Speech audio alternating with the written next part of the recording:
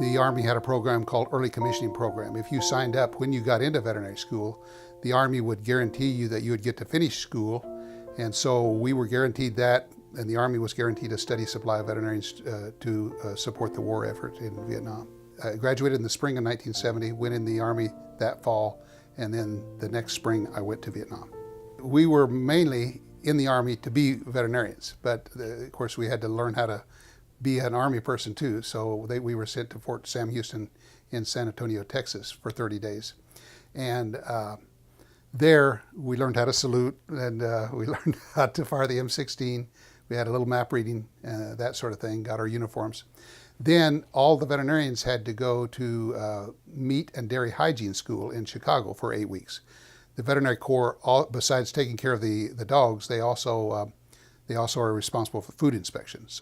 We arrive in Saigon, and then as I remember, we go to the headquarters of the colonel, who is a veterinarian, who assigns captains like me to different bases within Vietnam where they need a veterinarian, where the scout dogs were positioned. What the Army had was mostly scout dogs, which were mostly German Shepherds, and they were trained to go and lead patrols in the bush or in the jungle, and they were trained to detect enemy booby traps or enemy personnel. And then we also had a few Labrador Retrievers who were trained as tracker dogs. At the height of the war, there were around 5,000 scout dogs, and a typical scout dog platoon would be about 30 dogs. I was stationed in Chu Lai mainly when I got there, but as the war was winding down, there were fewer veterinarians, so I traveled all over what we called MR1 and 2. That were the two military regions on the north. There were military region 1, 2, 3, and 4, and I traveled all over from the demilitarized zone in the north down to Quy Nhon, which is a city on the South China Sea, about midway up in Vietnam, and as far west as Pleiku. We took care of the dogs. We had, a lot of maintenance, take care of any sickness, lameness, teeth problems, that sort of thing. And unfortunately, a good bit of our veterinary time was taken up with treating wounds. They were wounded too, just like the soldiers. One dog alerted on a North Vietnamese ambush, and all of our guys hit the ground, and then the dog started out towards the Vietnamese, and so that guy had to expose himself, and he shot the dog. And the bullet went in his back leg, shattered the tibia. Anyway, after he shot the dog, our guys got him, and then a big firefight broke out.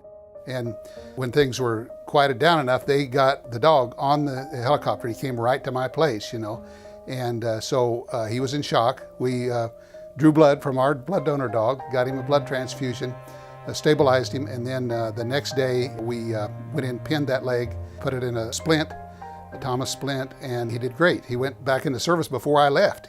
Probably the worst thing that happened, these troopers in a helicopter platoon brought in this little puppy, and as soon as I saw him, I knew that puppy had rabies. I mean, he was snapping at everything, and they thought it was funny. They were petting him and everything. And I said, man, this is bad. I said, has this dog scratched or bit anybody or anything like that? And they said, yeah, probably so, And so the commander of that helicopter platoon sent a helicopter to my office, picked me up, took me out there, and and had all of his officers and NCOs there, and we had a big discussion, and I told him, here's what we have to do to contain this. There were 42 guys that had to take the rabies shots because of that little puppy. I recently read a biography of Stonewall Jackson, and he was just absolutely against the war. But once it came, he was the fiercest fighter there was, and that's probably a good example for all of us. We should do everything we can to avoid war, but if we're in a war, let's win it.